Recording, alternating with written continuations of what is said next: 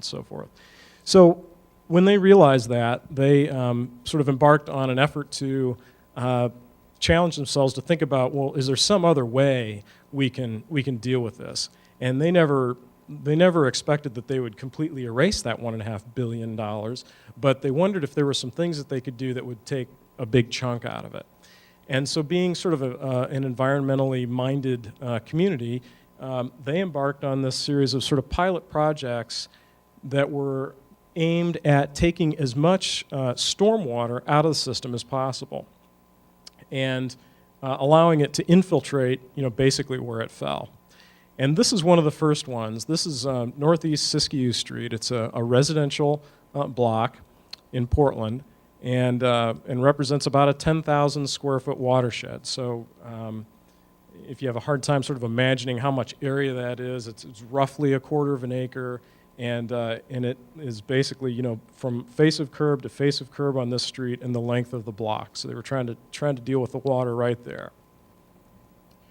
This is the solution that they came up with, and if it's not evident, what they did was they pulled these curbs out into what was previously parking area right here on both sides of the street, and they left the existing curbs in place and planted these areas. So what's going on is water is coming down each side of the street and then hitting these areas before it gets to inlets, existing inlets in the street. Here's a plan of it. You can get a sense of sort of how big the watershed is.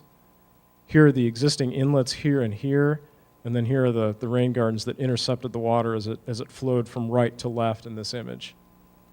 Here's a plan enlargement of those, and what's happening is there are small cuts in the curb, and I'll show you those in just a moment.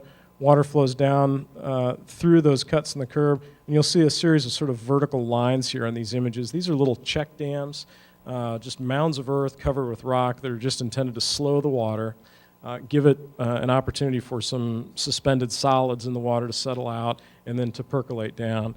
And so the water flows through that little system, and then if there's any left, it flows out this end and then into these inlets here. These also function as kind of traffic calming devices. So there you get a sense of what those curb cuts look like and some of the plant material. Primarily they're using sedges and rushes. For those of you who are interested in knowing about plant material, there are quite a number of plants that they've identified as working pretty well in these. And if you're inclined to go seek it out, they have the Bureau of Environmental Services in Portland has a great website. And if you Google Bureau of Environmental Services, Portland, Oregon, you'll get to that website, and then there are a number of documents and studies and so forth that are free to anybody who cares to open them up and look at them. And one of those documents has a lot of the plant material, the approved plants for these rain gardens. These sections just give you a sense of how the cross-sectionally things are set up. I know it's very tiny here, but that number there is 7, so they can the water sort of stacks up to a depth of about 7 inches in this particular rain garden.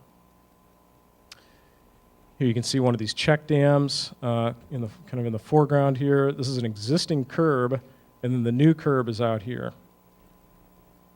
The construction of these is really relatively simple. Again, getting back to that guiding principles, number 3 was kind of keeping it simple. They saw cut the pavement out of this existing area, remove the pavement, cast new curbs to sort of define the area and contain the soil, brought in new soil, sort of a manufactured special topsoil mix here, and then plant them. And here are those little check dams that we talked about a minute ago.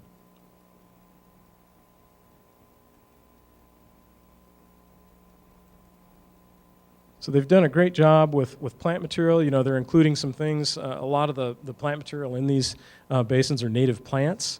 And the idea there is that native plants tend to have very, very deep root systems. Very, very deep being sometimes 6, 8, 10, or 12 feet. Whereas bluegrass lawns have maybe root systems that are 3 or 4 inches deep or something like that. So the plants are really contributing a lot to sort of the intake of non-point source pollutants and allowing that water to sort of get down into the subgrade. So, you know, when up until this point in this presentation that I saw, I thought, well, that's very cool, and that would be neat. I'd love to live on a block like that, and those are good ideas, and it looks nice. This was the kind of thing that made me sort of stop in my tracks and just think really hard about the benefit that these kinds of ideas can have, especially if used on a widespread basis. This is the result of a flow test that they did. That's a 25-year flow test, which the 25-year is a reference to sort of the intensity, a particular intensity of a storm. And the way they did that is they just opened up a fire hose upstream of this thing and let it run for a period of time. The blue line here represents the amount of water entering into the system. And so like a natural storm would be, there's a lot of water coming in initially, and then it gradually tapers off. Then the red line at the bottom is the water that's leaving the system. And so it's a full 10 minutes before the amount of water leaving the system exceeds the amount of water coming in. And that's really significant, and that's where this volume reduction comes in and peak flow reduction. The total amount of water that they took out of the system as a result of doing this was 82%. And that's amazing, I think. I mean, you start to think if you could do this on a block-by-block basis across a large neighborhood, then you'd really be accomplishing something. I should say, by the way, that Portland, the area where a lot of this stuff is done in Portland is very free draining. It's a very sandy, sort of gravelly subgrade, and it lends itself very well to percolation, like on the order of maybe 1 to 2 inches per hour. So it rains, and about 5 or 6 hours later, any water that accumulates in these things is just completely gone. And that has a lot to do with whether this can be applied or not. There are other situations where, if the water or if the soils are not very permeable, you can underdrain it, and you're still accomplishing a lot. You're still sort of taking the peak off of that, the intensity of that hydrograph, kind of measuring, the amount of water coming into a system. But permeability does have a lot to do with it.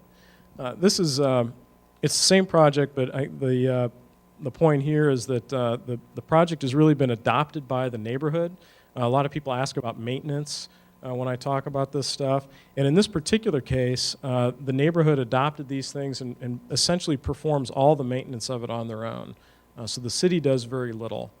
And they've done a good job with interpretive information, helping people understand what this is and what it's about. So here are some vital signs. 10,000 square foot watershed, 600 square feet landscape area, so 6% of the watershed, which seems to be about where Portland is with these things. 4 to 6% or so of the watershed is what they think they need in physical area to handle the water in it. The construction cost was $17,000. I think that comes to $28 a square foot or so. And that may seem like a lot of money, but again, when you are talking about fixing this problem large scale, again, it's many of the improvements that are being talked about are in the millions of dollars. City of Terre Haute right now is getting ready to spend about $50 million on a huge sort of tank by the Wabash River that would intercept a lot of stormwater before it goes to the river. So you imagine spending $17,000 increments. It doesn't seem quite so bad.